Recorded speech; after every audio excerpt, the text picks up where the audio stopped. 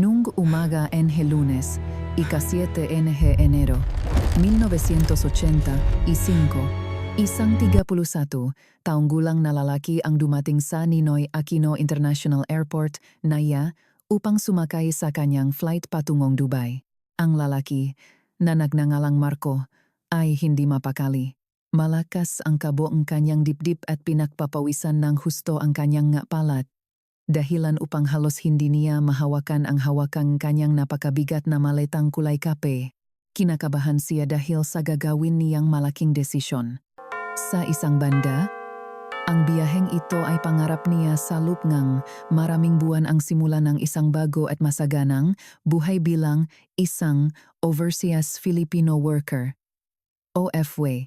Wala gaanong personal na gamit si Marco sa kanyang daladalahan, maliban sa isang maliit na album nga litrato na naglalaman ngang magabagay na pinakamahalaga sa kanya, at ang pinakamahalaga sa lahat ay nahihintay para sa kanya sa Dubai. Ngunit sa kabilang banda, takot na takot si Marco dahil bago niya masimulan ang bagong buhay na ito, mayroon siyang isang malaking problemang kailangan niyang harapin. At ang problemang iyon ang dahilan kung bakit kailangan niyang may pasok sa check-in ang kanyang napakabigat na maleta nang walang sinumang sisilip sa loop nito.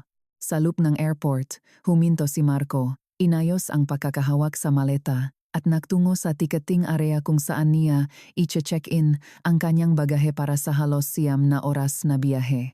Ang plano niya, pagdating sa Dubai, bababa siyang eroplano, pupunta sa baggage carousel, kukunin ang kanyang maleta, at magiging maayos na ang lahat.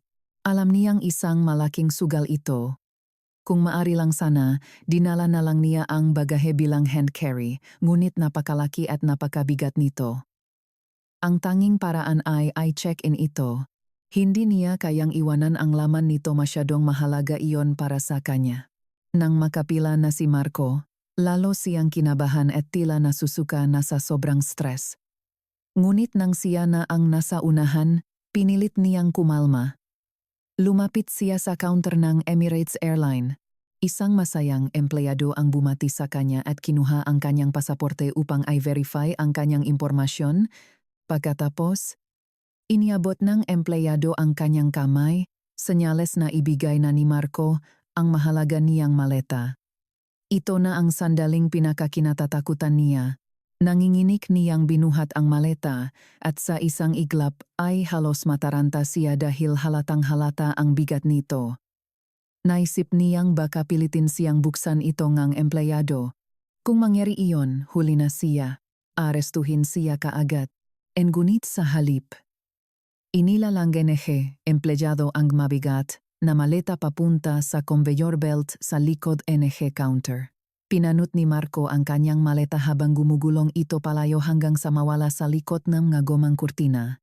Sa sobrang pagtutok niya sa bagahe, hindi niya napansin ang empleyadong nag-abot ng kanyang boarding pass.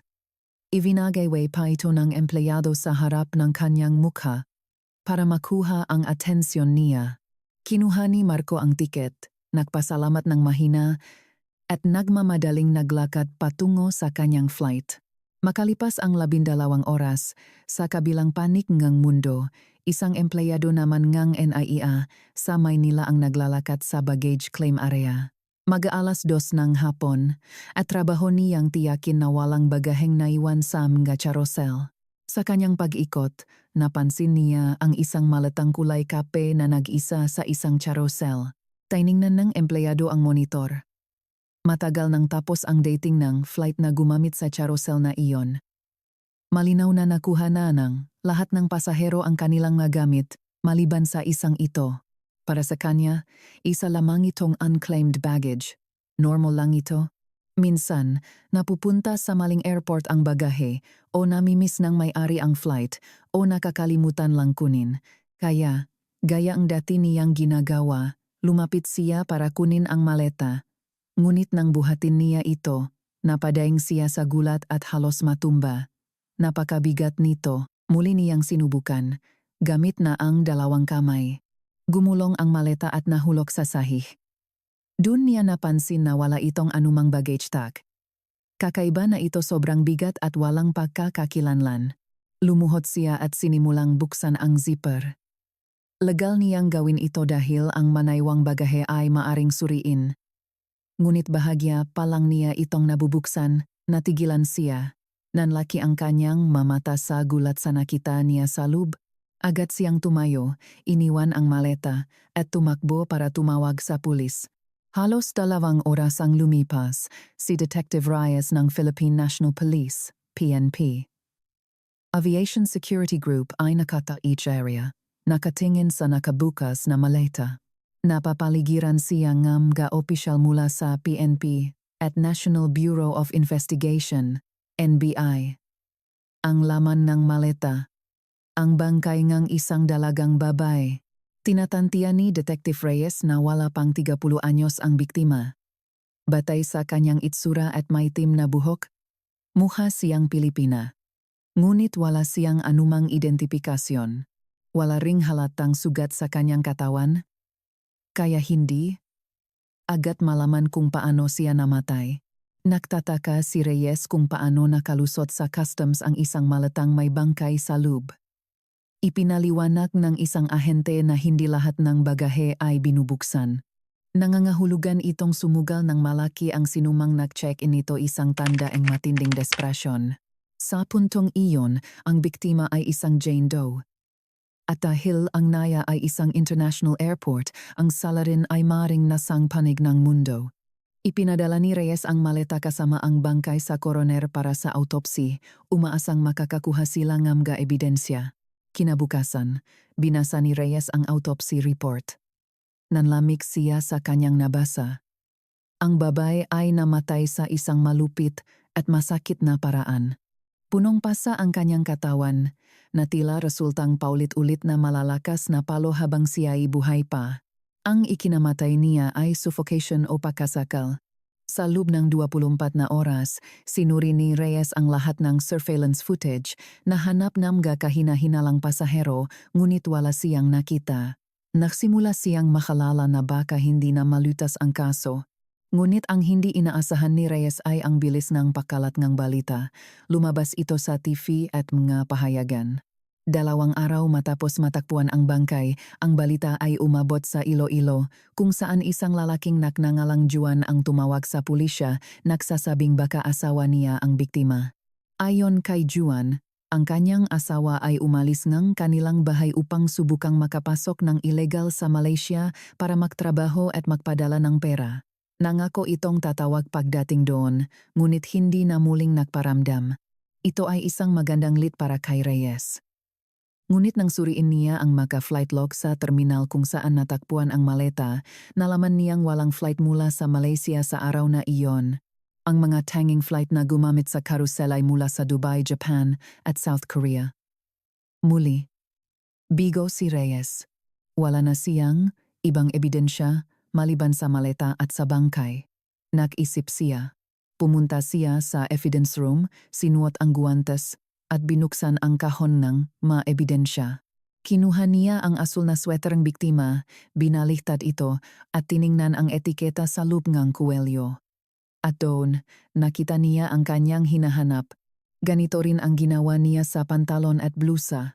Ang maetiketa ngang damit ay malinaw na nakasulat sa Arabic. Tinulungan ang NBI si Reyes na matukoy ang pinakmulan ng madamit, lahat ay gawa sa Dubai.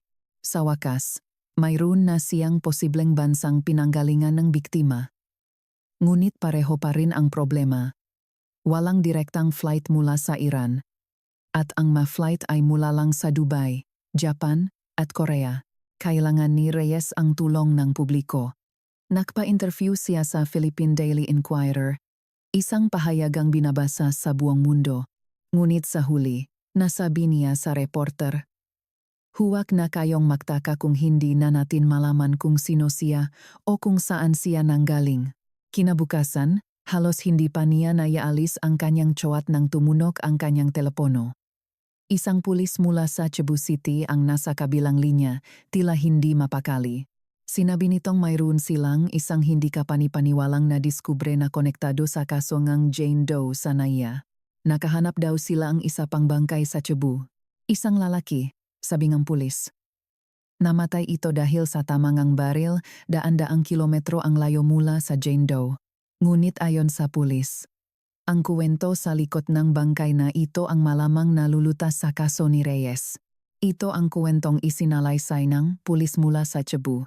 Noong gabi ng Lunes, ika-7 ng Enero, ilang oras matapos matakpuan ang bangkay sa Naya, sinundo ng isang lalaking nagngangalang Paolo ang kanyang kaibigan at kasama sa apartment, isang 31 taong gulang na si Marco Ayazi, sa Mactangan Cebu International Airport. Masaya si Paolo na makita si Marco, na ilang linggo ring nawala. Ngunit nang sumakay si Marco sa kotse, agad napansin ni Paolo na malungkot, tahimik, at balisa ang kanyang kaibigan. Nang tanungin niya kung anong problema, sinabi lang ni Marco na may trangkaso siya. Ngunit para kay Paolo, hindi mukhang may sakit si Marco. Mukha siyang nag-aalala, nerbyoso, at palaging tumitingin sa labas ang bintana na tila may sumusunod sa kanila. Sa sumunod na 2 araw, lalong naging kakatwa at paranoid si Marco, ipinatanggal niya ang linyang telepono at ayaw makipakita sa mga kaibigan. Bago mag-alas 6 ng umaga noong Huwebes, nagising si Paolo sa tunog ng pagbukas at pagsara ng kanilang pinto. Nakita niya si Marco na papaalis. Tinanong niya kung saan ito pupunta, ngunit sinabi lang nitong lalabas lang. Makalipas ang 2 oras, may tumawag sa Cebu City Police Department upang i-report ang isang bangkay sa loop ng kotse sa isang parking lot. Malinaw na nagpakamatay ang lalaki. Sa upuan sa tabi niya ay may 2 pasaporteng Pilipinas at isang tiket ng eroplano ng Emirates. Nang matapos ang kuwento, sinabi niya pulis kay Reyes na naniniwala siyang ang isa sa mga pasaporte ay pag-aari niya Jane Doe ni Reyes. Ipinadala niya ito sa Maynila. Nang dumating ito, sa wakas ay nabigyan ni Reyes ang pangalan ang kanyang biktima, si Lina Safawi, isang 20 taong gulang na babae. At nang haluguing mga investigador ang apartment ni Marco, natagpuan nila ang isang maliit na album ng litrato na magpapaliwanag kung bakit si Lina ay natagpuang bukbok sarado at patay sa loob ng isang maleta sa Naya. Noong Enero 7, 1985, kabado si Marco na iniwan ang maletang naglalaman ni Lina sa airport sa Frankfurt, Germany kung saan sila na-stuck dahil sa problema sa visa at sumakay ng flight patungong Maynila. Ang biyahe ni Marco ay hindi nagsimula sa Germany, nagsimula ito sa Pilipinas. Pumunta siya sa Iran upang pakasalan ang babaeng mahal niya, si Lina, na doon nagtatrabaho. Ang plano nila ay bumalik sa Pilipinas at doon magsimula ng bagong buhay bago sila sabay na lilipat patungong Dubai. Ngunit nakaproblema sa visa ni Lina sa Germany at hindi siya pinayagang sumakay sa eroplano. Desperado, nagpasya silang isusmugol si Lina sa loop ng maleta. Kusang loop na pumasok si Lina sa maleta. Hindi siya pinatay ni Marco. Hindi sinasadya. Nang lumapag ang eroplano sa Naiya, halos takbuhin ni Marco ang baggage carousel. Ngunit nang makuha niya ang maleta, alam niyang may mali. Nanginginig niyang binuksan ang zipper. Nang makita niya ang nasa loop, isang matinding pihati at takot ang kanyang naramdaman na halos himatayin siya. Sa loop ng maleta ay ang walang buhay na katawan ng kanyang bagong asawa. Buhay si Lina nang isinara ang maleta, ngunit sa cargo hold, nadaganan siya ng ibang mabagahe at dahan-dahang naipit hanggang sa mamatay. Sa sobrang taranta, tinanggal ni Marco ang mata ng maleta, iniwan ito, at sumakay sa kanyang connecting flight patungong Cebu. Dun, 3 araw siyang kinain ng guilt at pihati hanggang sa kitilin niya ang sariling buhay. Ang litrato sa album na natagpuan sa kanyang kwarto ay mga larawan mula sa kanilang kasal. Nang sumunod na linggo, ang malabi nina Marco at Lina ay ibinalik sa kanilang probinsya sa Pilipinas. Sa pagkakataong ito, makasama na sila. Ikalawang kwento. Ang doktor sa Isla Amihan.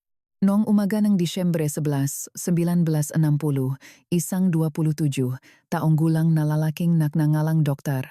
Leo Reyes ang nakatayo sa kubierta ng isang barko ng Philippine Navy na naglalayag sa malong dagat sa pinakadulong hilaga ng Pilipinas.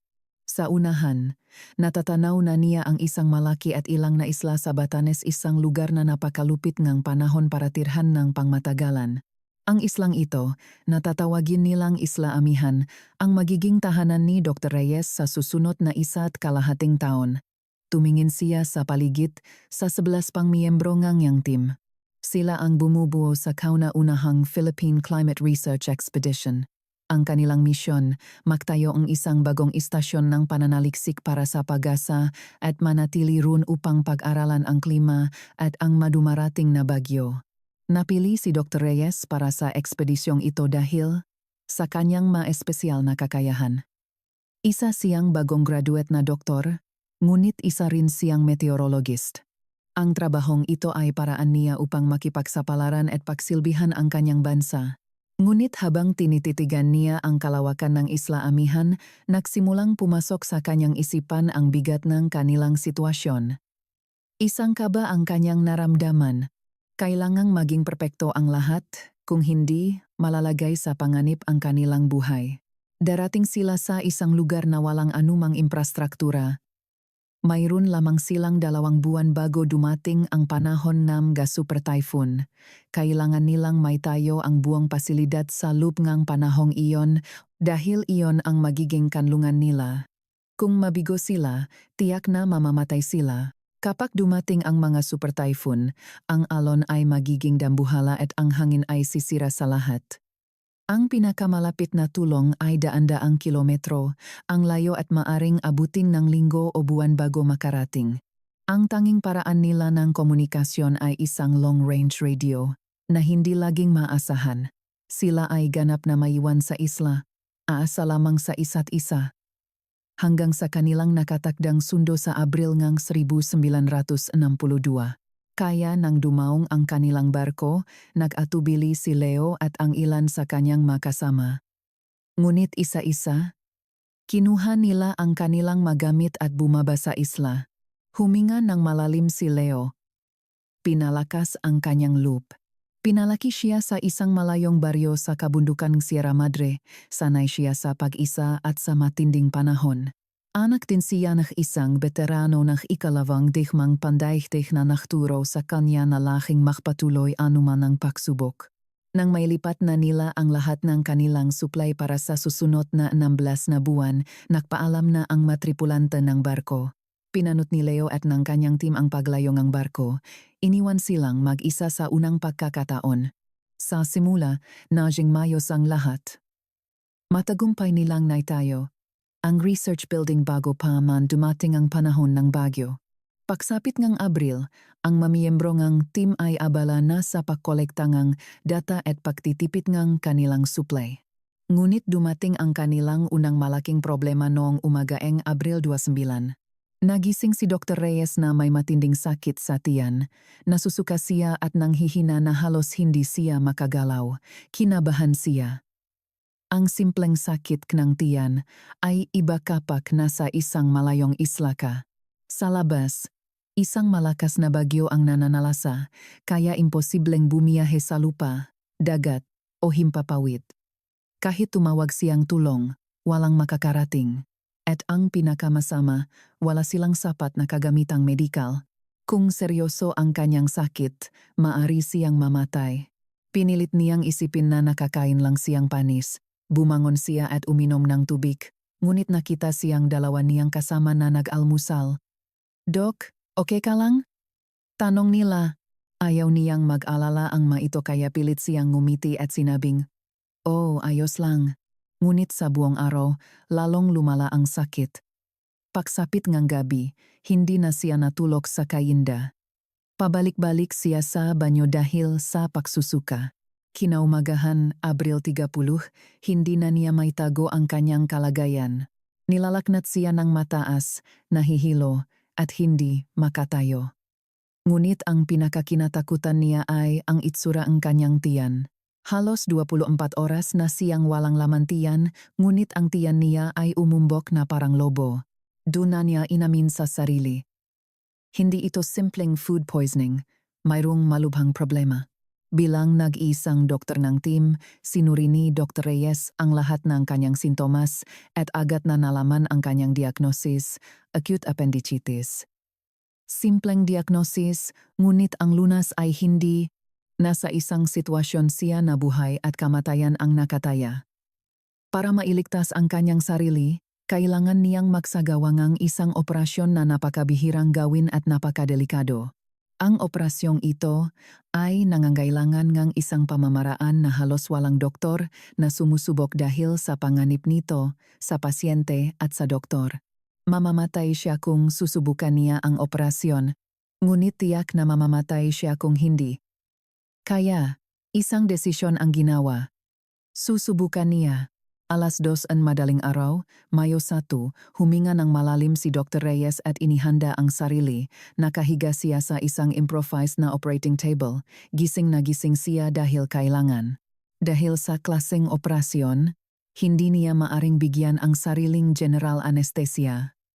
Lokal na pampamanhit lang ang maari niyang gamitin, na magpapamanhit sa sakit ngunit hindi ito tuluyang mag-alis.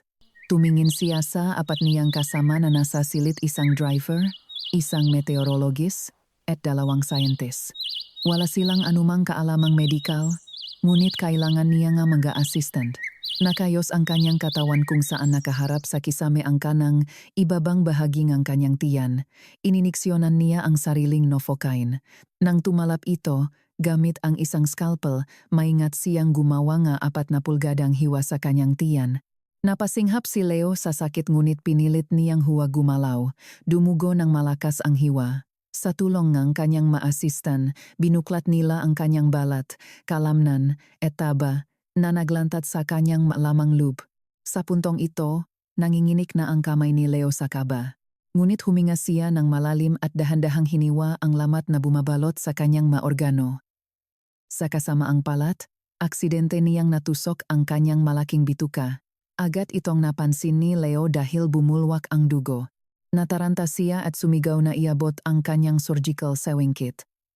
Mag-isa niyang tinahi ang butas, ngunit sa puntong iyon, marami na siyang nawalang dugo. At ang tunay na problema ang dahilan na operasyon ay hindi pa nalulutas. Alam niyang kailangan niyang magmadali. Kaya, isinantabi niya ang karaniwang pamamaraan. Ipinasok niya ang kanyang isang kamay sa lupong kanyang tiyan at nagsimulang kapain ang sanhing kanyang sakit. Habang ginagawa niya ito, namutla si Leo. Nanlabo ang kanyang paningin at humina ang kanyang katawan. Tila babagsak ang kanyang ulo sa unan. Ito na ang pinakadelikadong sandali ng operasyon. Si Dr. Reyes na doktor at si Leo na pasyente ay isang tao. Siya mismo ang gumagawa na operasyon sa sarili. Nang makitang mga asistan na tila hihimatayin na si Leo dahil sa pakawalangang dugo at sa matinding sakit, inihanda nila ang isang iniksyon ng gamot na ipinagbilin niya sakaling mangyari ito. Ngunit bago pa man nila may turok ang karayom, biglang huminga ng malalim si Leo at muling itinaas ang kanyang ulo. "Okay lang ako," sabi niya sa kanyang ma-assistant habang ang kamay niya ay nasa lupa rin kanyang tiyan. Tumingin siya sa salamin na hawak ng isa sa kanyang makasama para makita ang kanyang ginagawa. Sa pamamagitan ng salamin at ng kanyang pakiramdam, sa wakas ay natakpuan niya ang salarin, ang kanyang appendix. Gamit ang kanyang nanginginig ngunit determinadong kamay, tinanggal niya ito. Pagkatapos, nilinis niya ang lupeng kanyang tiyan ng antibiotics at tinahi ang buong hiwa. Nang matapos ang lahat, sinuri ni Leo ang appendix na inalis niya, nakita niya ang isang maitim na bahagi sa dulo nito. Kung hindi niya ito inalis, tiyak na puputok ito sa loob ng 14 na oras at iyon ang siguradong papatay sa kanya. Sa loob lamang ng 2 linggo, si Dr. Reyes ay muli nang nakakatayo at tumutulong sa research center. At nang bumalik ang buong team sa Maynila noong Abril 1962, 1 taon matapos ang kanyang self-surgery, sinalubong siya bilang isang bayani. Ginawaran siyang gobyernong gawad sa kaunlaran para sa kanyang pambihirang kontribusyon sa lipunang Pilipino. Naging tanyag siya sa kasaysayan bilang isa sa ilang tao na matagumpay na nakapagsagawa ng auto-appendectomy at ginawa niya ito sa labas ng isang ospital na walang ibang sinanay na profesional na medikal sa paligid. At dahil sa kanyang ginawa, ngayon, Ang ilang ahensya ng gobyerno ay inaatasan na ang nga doktor na itatalaga sa mga napakalayong lugar tulad ng Isla Amihan ay sumailalim sa isang preventative appendectomy. Para hindi na maulit ang sitwasyon kung saan ang tanging bagay na hindi mo maring dalhin sa isang mapanganib na misyon ay ang iyong sariling appendix.